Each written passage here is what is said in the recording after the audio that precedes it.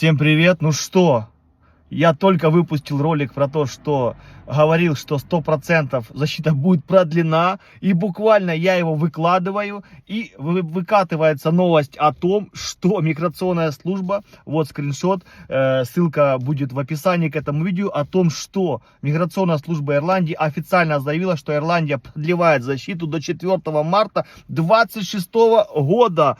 О материдна, о халилуя! Я все понимаю, все хорошо, но есть одно большое, ребятки, но. И это но, оно очень важно. Оно очень важно, так как теперь автоматом продлеваться защита не будет. Все.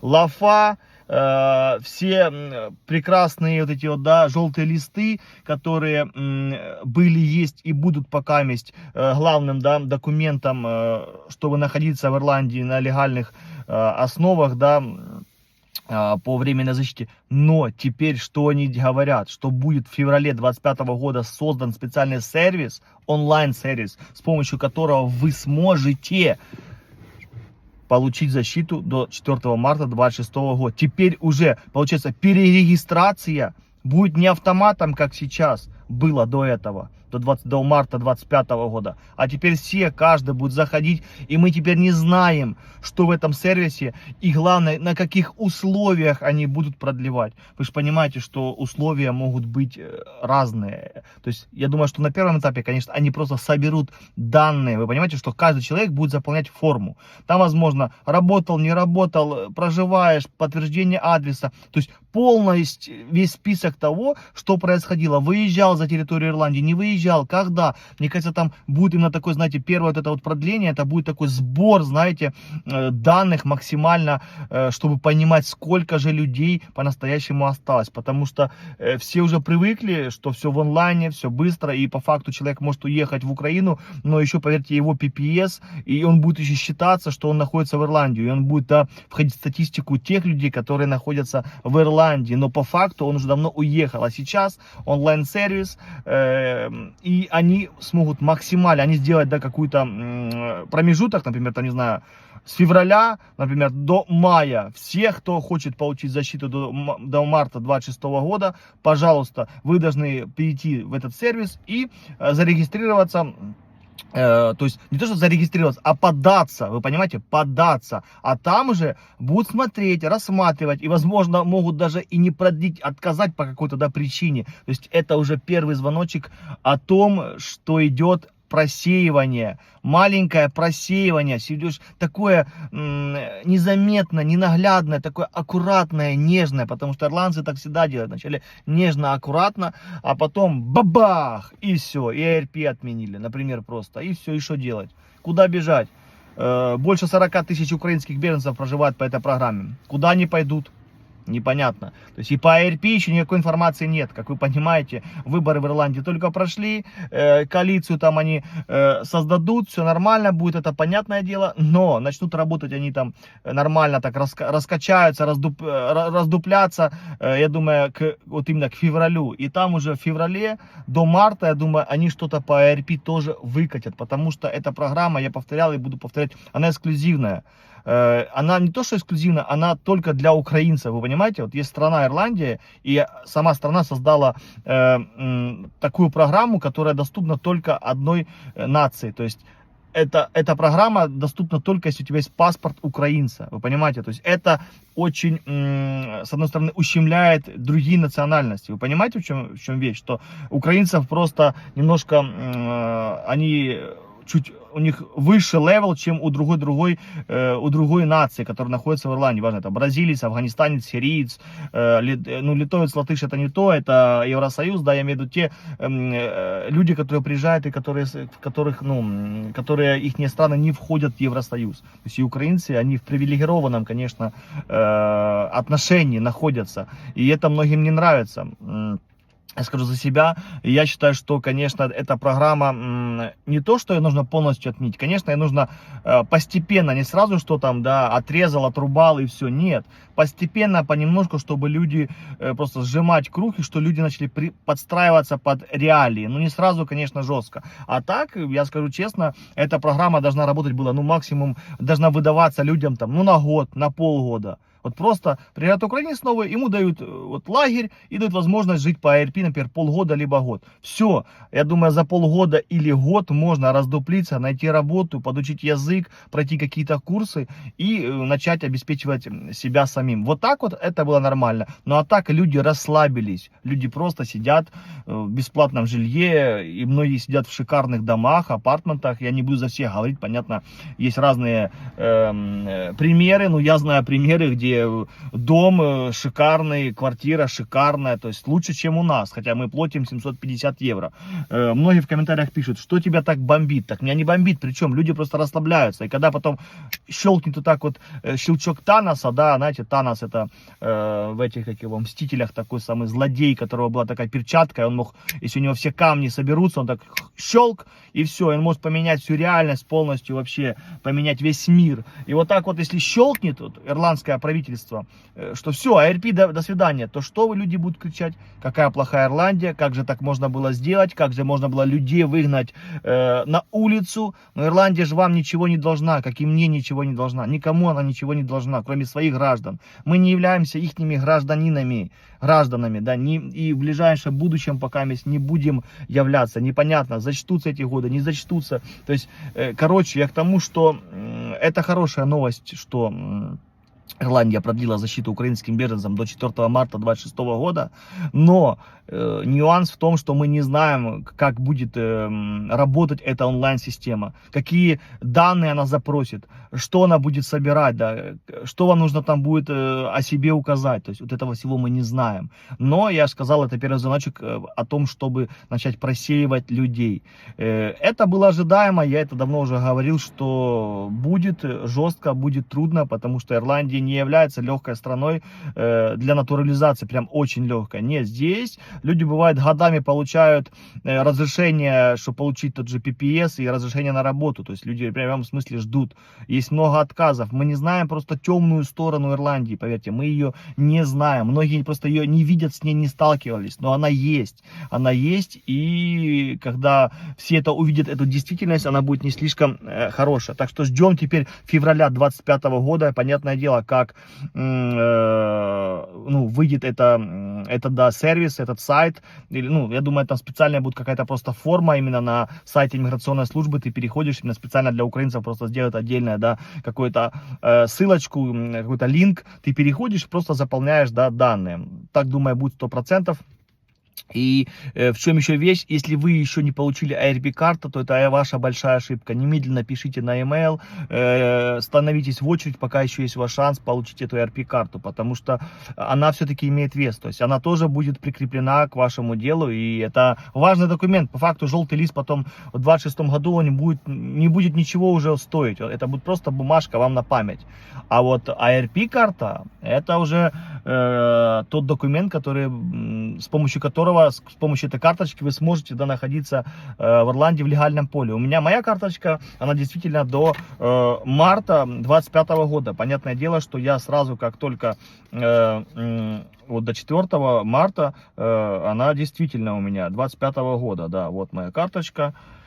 То есть к тому, что как только этот сервис заработает, то, понятное дело, сразу в первые дни я буду писать, заполнять, то есть за себя, вместе, да, с женой будем это делать. Следующий момент, чтобы не нагружать систему сейчас, не нужно там выписывать им, расписывать, да, выпрашивать, скажите, а что точно, как будет, а что нужно сделать, чему нужно соответствовать.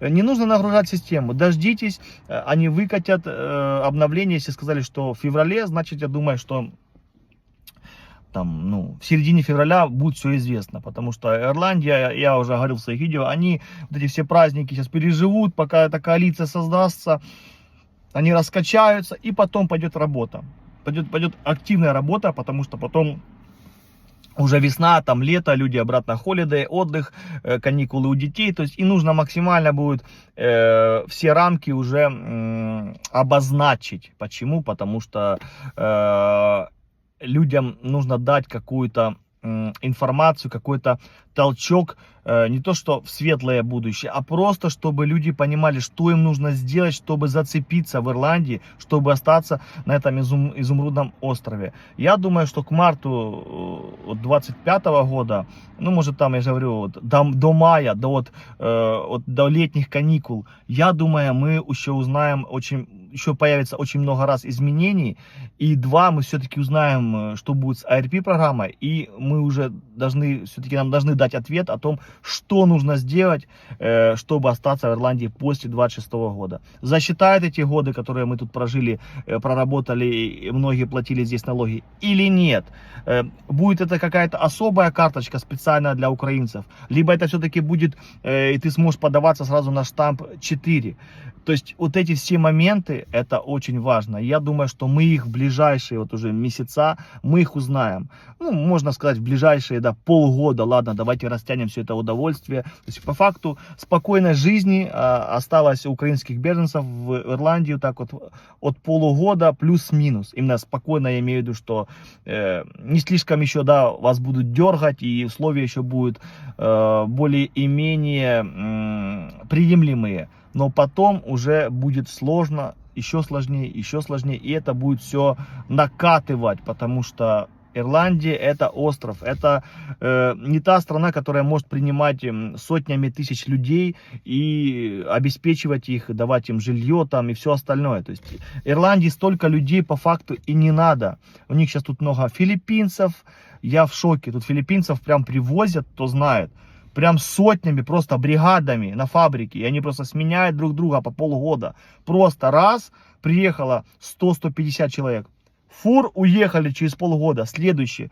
Они не привередливые, они вообще ни рыба, ни мясо. Сказал, он делает молча, и все. Зарплата минималка, больше он не хочет и не просит. Лучшего он и не видел, понимаете? И они здесь не собираются оставаться. То есть они приехали на этот, типа, по рабочей визе на полгодика. Чик. Штампик поставили, их всех дружно собрали за ручку в аэропорт, и все, и полетели. То есть вот так вот. Так что вот такие вот новости под Новый год. Я же говорю, Ирландия, ирландцы знали, что да, на Крисмас не нужно, потому что Крисмас для нас не так важен, да. А вот Новый год, вот, пожалуйста, вам, украинцы, вам подарочек, вот вам презент, вот вам гифт, да, вот вам сюрприз, киндер-сюрприз, пожалуйста. Мы продлили вам защиту до марта 26 года. Но не просто так, нужно подождать и потом в онлайне зарегистрироваться. Автоматом уже не будет, то есть уже немножко булочки, не нужно так сильно расслаблять, нужно немножко их сжать уже держать их в тонусе, чтобы ожидать всего, да.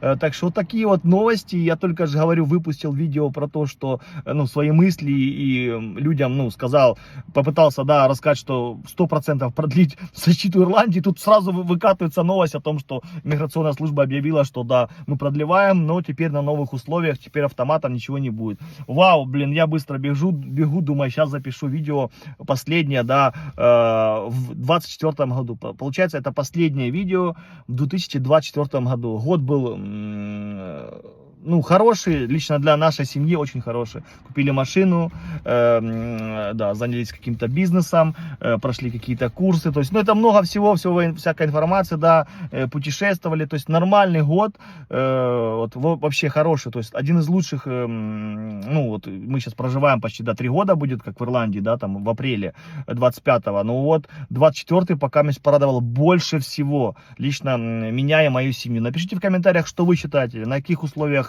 Ирландия оставит украинцев, что будет в этом онлайн-сервисе, что нужно будет там заполнять, какие данные они соберут, и будут ли они всем раздавать обратно защиту до 26 года. То есть полностью, ну, заполнил, и все, никаких больше к тебе вопросов. Либо могут все-таки еще какие-то быть вопросики, уточнения, там по почте потом приходить, чтобы вы, да, или загрузить какие-то документы нужно дополнительные. То есть интересно вот этот вот момент лично мне.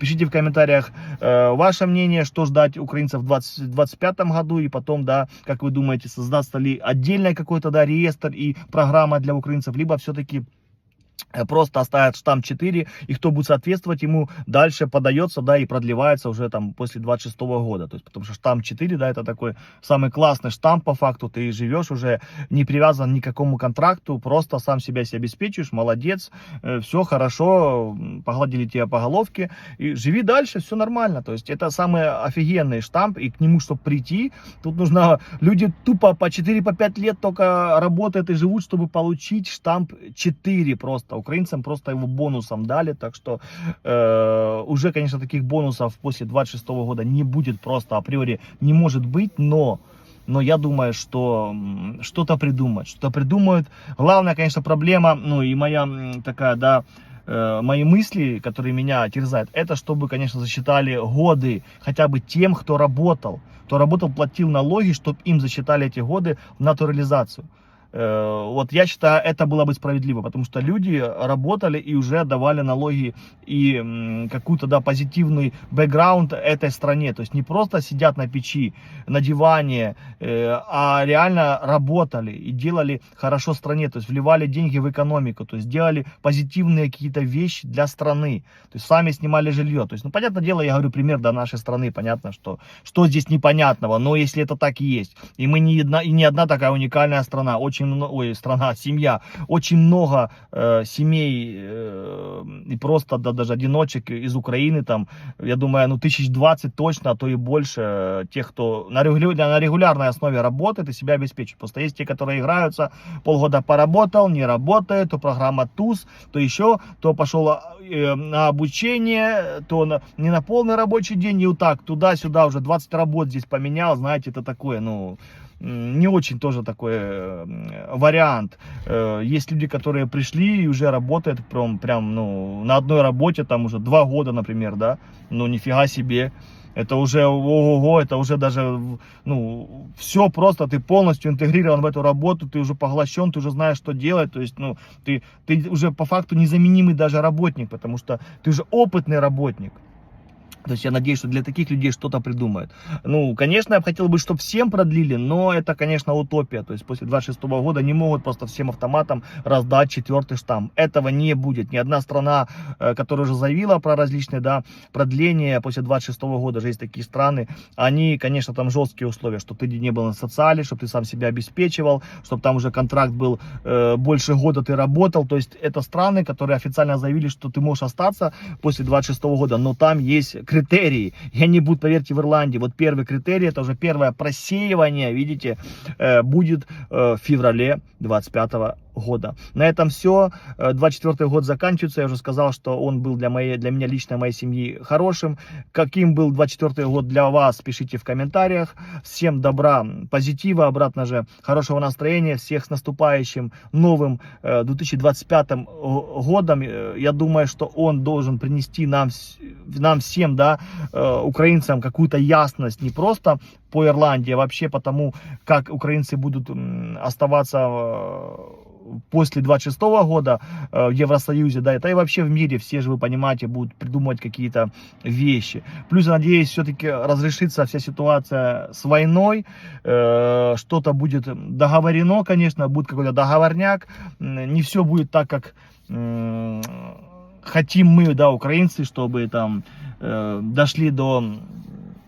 вернулись до границ 91 года или хотя бы до февраля 22 года. Уже этого, конечно, вряд ли будет это реализуемо.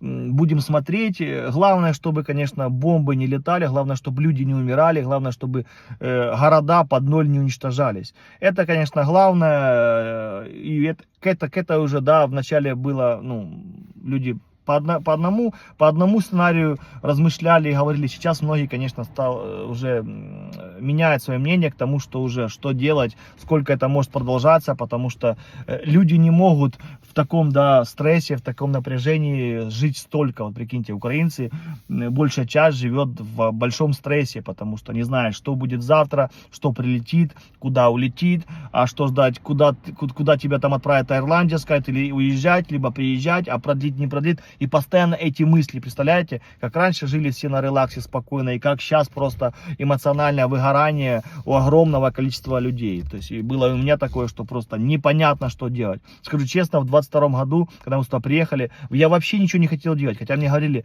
делай сразу права, давай, иди учись, давай там проходи курсы, то все. Я сопротивлялся максимально. И вот, грубо говоря, только в 23 году, в середине где-то 23-го года я начал уже суетиться, мы начали так вот жестко, да, заниматься всеми делами. То есть я имею там мысли о открытии бизнеса, о обучении, о работах, то есть ну, уже более конкретно, не каким-то быть разнорабочим, знаешь, там и пахать, а именно что-то уже конкретное.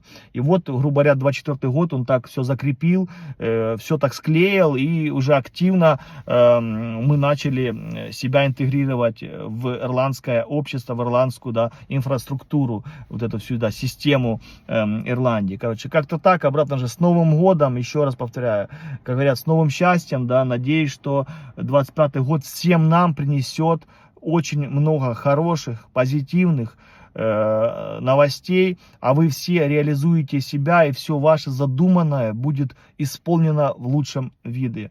С Новым годом! Всегда держу в курсе и на связи.